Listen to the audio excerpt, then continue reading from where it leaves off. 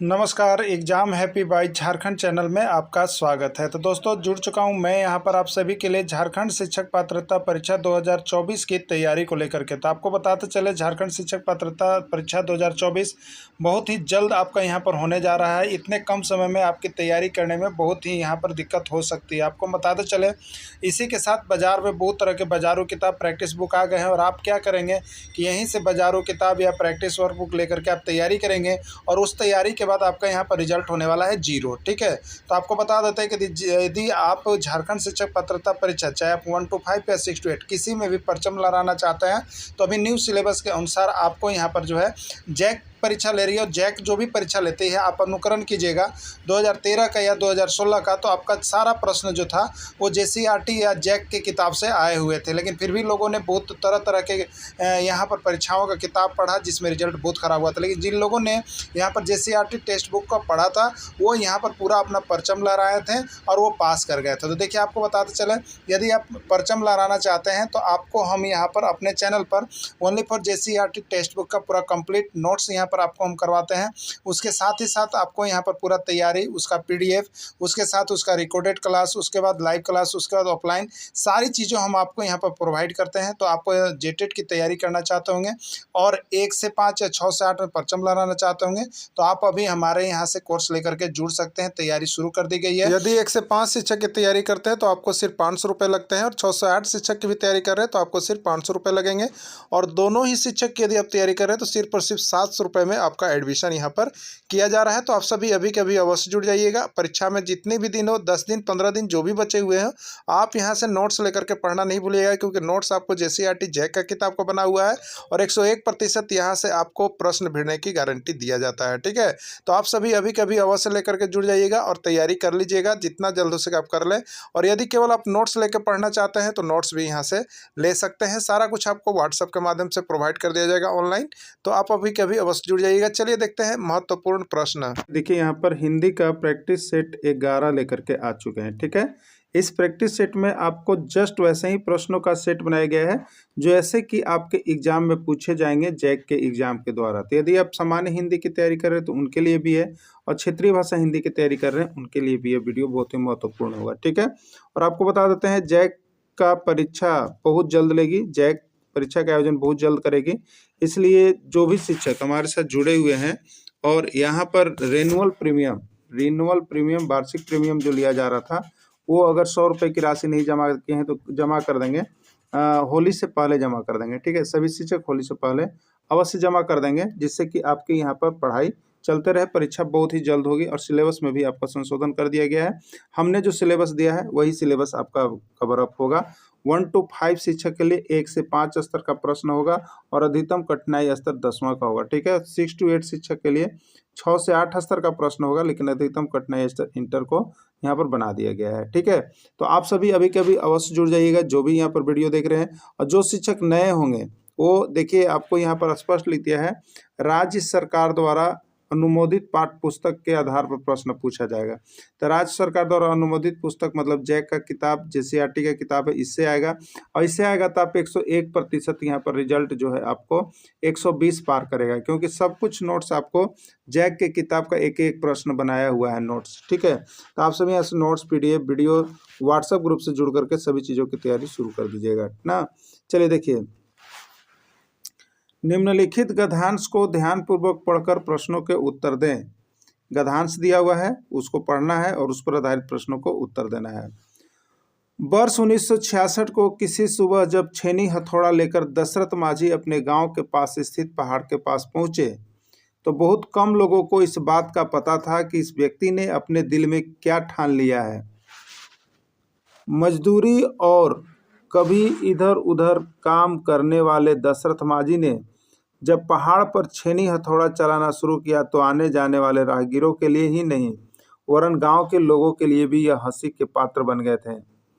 जीवन संगनी फांगुनी देवी का समय पर इलाज न करा पाने से उसे खो चुके दशरथ माझी को इससे कोई फर्क न पड़ा। धुन के पक्के दशरथ को अथक मेहनत 22 साल बाद तब रंग लाई जब उस पहाड़ से एक रास्ता दूसरे गांव तक निकल आया। तो यह कहानी दशरथ माझी पर है और इस पर आधारित प्रश्न आपको नीचे दिया गया है। ठीक है, पहला प्रश्न यहाँ पर है, प्रस्तुत गद्यांश के नायक कौन है? इस जो गद्यांश है उसका हीरो कौन है? किस पर यह गद्यांश बना हुआ है? दिनकर माझी, दशरथ माझी, जनक माझी या कोई नहीं। ठीक है, तो यहाँ पर किनका नाम था? दशरथ माझी के नाम पर बना हुआ है। किसके नाम पर? दशरथ माझी इसके मुख्य नायक हैं। ठीक है, चलिए अगला बताइएगा। दशरथ माझी की जीवन संगनी थी, दशरथ माझी की जीवन संगनी कौन थी? बताइएगा। फगुनी देवी, फगन देवी, फूली देवी या कोई नहीं। ठीक है, तो दशरथ माझी की जीवन संगनी कौन थी? फागुनी देवी थी। कौन थी? फागुनी देवी थी। देखिए यहाँ पर सब कुछ देखिए पैसेज के आधार पर ही जवाब दीजिएगा, इधर उधर मत कीजिएगा। ठीक, देखिए लिखा जीवन संगनी फागुनी देवी का समय पर इलाज न करा पाने से उसे खो चुके दशरथ माझी। ठीक है, तो दशरथ माझी की पत्नी कौन थी? फागुनी देवी थी। ठीक है, आगे ना, तो इसी तरह से आपको यहाँ पर बनाते चलना है। अगला, दशरथ माझी का मेहनत कितने साल बाद रंग लाया? दशरथ माझी का मेहनत कितने साल बाद रंग लाया? 12 साल, 32 साल, 22 साल या 15 साल। ठीक है, तो दशरथ माझी का मेहनत रंग उस समय लाया जब वह रास्ता एक गांव से दूसरे गांव को जोड़ने लगा। ठीक है, और वह कब था? तो 22 साल बाद, 22 साल बाद यह रंग दिखा। ठीक है, दशरथ माझी किस वर्ष छेनी हथौड़ा लेकर पहाड़ के पास पहुंचे थे? 1963 में, 1966 में, 1932 में, 1977 में। ठीक है, तो दशरथ माझी किस वर्ष छेनी हथौड़ा लेकर पहाड़ के पास पहुंचे थे? राइट आंसर है 1966। 1966 की वह सुबह थी जब दशरथ माझी, देखिए वर्ष 1966 को किसी सुबह जब छेनी हथौड़ा लेकर दशरथ माझी अपने गांव के पास स्थित पहाड़ के पास पहुंचे। ठीक है, तो 1966 में दशरथ माझी ने छेनी हथौड़ा लेकर, क्या लेकर के? छेनी हथौड़ा लेकर पहाड़ के पास पहुंचे थे। 1966 किसमें? बी में है, तो बी इसका राइट आंसर दिया हुआ है। राहगीर का अर्थ है, राहगीर का अर्थ क्या होता है? पहाड़ पर चढ़ने वाला, पेड़ पर चढ़ने वाला, राह पर चलने वाला, कोई नहीं। ठीक है, तो राहगीर का मतलब राह पर चलने वाले को, राह में चलने वाले को राहगीर हम लोग कहते हैं। ठीक है, चलो अगला देखिए नीचे, यहाँ पर इसके नीचे आंसर दिया रहता है। ए का फागुनी देवी, बी का 22 साल बाद, बी का 1966, सी का राम चलने वाला। आंसर यहाँ नीचे इंक्लूड कर दिया गया है, पीडीएफ में भी आप देख लीजिएगा। इधर उधर में कौन सा समास है?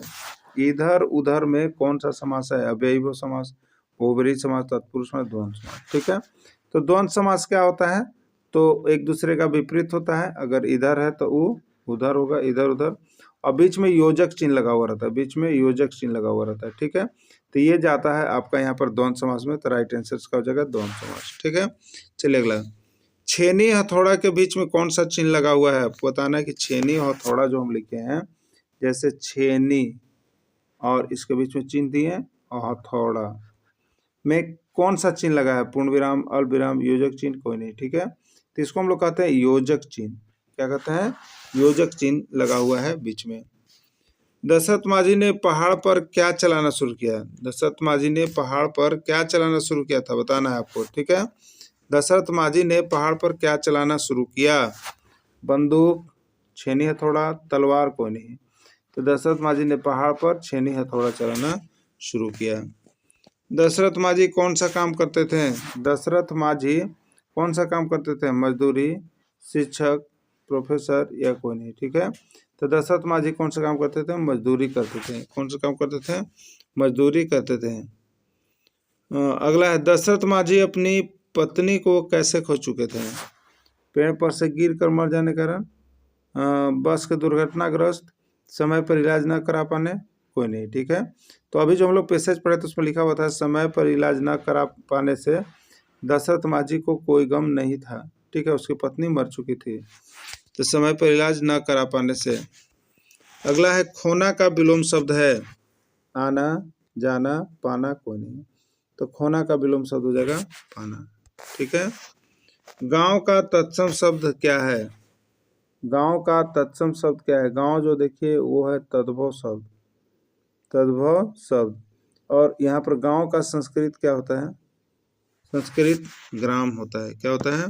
ग्राम, यानी ग्राम होगा, ग्राम बी में है, राइट आंसर बी हो जाएगा। दशरथ माझी किस प्रकार की संज्ञा है? दशरथ माझी किस प्रकार की संज्ञा है? जातिवाचक, व्यक्तिवाचक, भाववाचक, ये कोई नहीं। ठीक है, तो दशरथ माझी किसी व्यक्ति का नाम है, इसलिए यह व्यक्तिवाचक चले जाएंगे, राइट आंसर व्यक्तिवाचक हो जाएगा। अगला है छ वर्ण किसके संयोग से बनता है? छ वर्ण जो है आपको क और जोड़ स से बनता है। क और स से बनता है। प्रश्न बहुत बार आता है, आप लोग सभी को बना लीजिएगा। शुद्ध शब्द है, इस चारों में शुद्ध शब्द कौन है आपको बताना है। साप्ताहिक, साप्ताहिक, साप्ताहिक, कोई नहीं। ठीक है, साप्ताहिक ये तो नहीं होता है। साप्ताहिक ये भी नहीं होता है।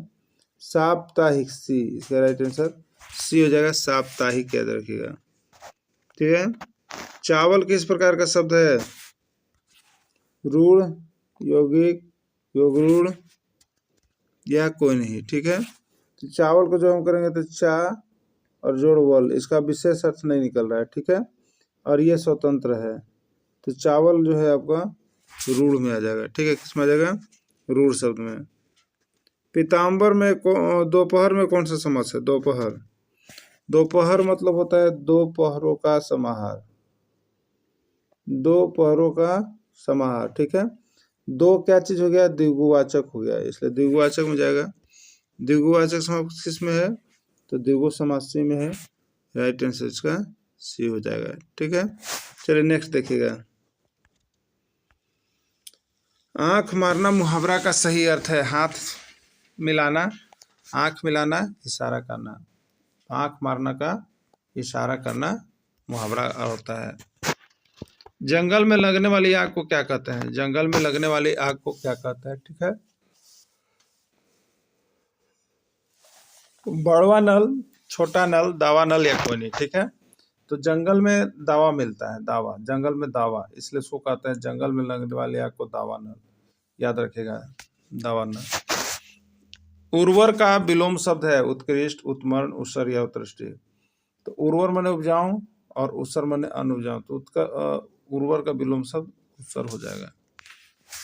अगला है, तो इस तरह से यहाँ पर हमने जिस तरह से जहाँ प्रश्न आते हैं उसको हम लोग यहाँ पर किए। और इसमें आपको देखिए नीचे जो है सब में आंसर, हर पीडीएफ का नीचे में आंसर लिखा हुआ है सभी का पेज वाइज, तो आप सभी देख लीजिएगा और पीडीएफ बना लीजिएगा। और जो शिक्षक अभी तक नहीं जुड़े हैं वो हमारे मोबाइल नंबर आगे दिए गए हैं, उस पर जरूर जुड़ जाएंगे, क्योंकि यहाँ पर केवल हैंड रिटन नोट्स और आपको यहाँ पर जैक की किताब का रिकमेंडेड मिलता है। वीडियो के अंदर तो जुड़े हैं, धन्यवाद।